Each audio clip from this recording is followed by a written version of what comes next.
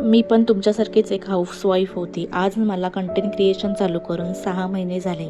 सुरुवातीला काहीच आयडिया नव्हती. व्हिडिओ कसा शूट करायचा, एडिट कसा करायचा, हळूहळू ते पण शिकले.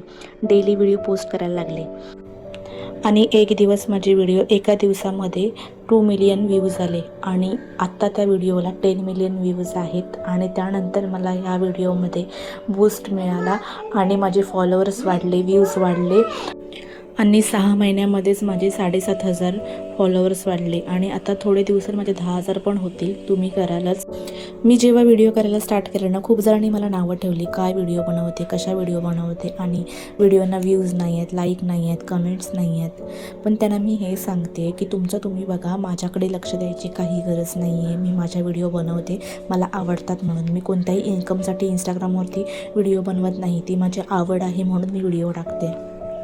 तुमचीही आवड असेल इंस्टाग्रामवरती व्हिडिओ करायची, पोस्ट करायची, तुम्हीही करू शकता. कोणाकडे लक्ष द्यायची काही गरज नाही. लोक पाय खेचतात, आपण पुढे जायचं, त्यांना खेचू दे.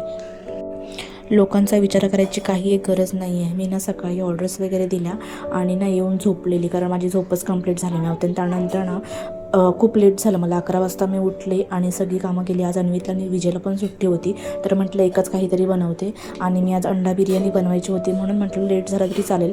तर इकडे मी अंडा बिर्याणी वगैरे बनवली आणि ते क्लिनिंग करून घेते आणि मग जेवून घेते. तुम्हाला माझा मिनी ब्लॉग आवडला असेल तर लाईक करा, शेअर करा, आयडीला फॉलो नक्की करा. बाय.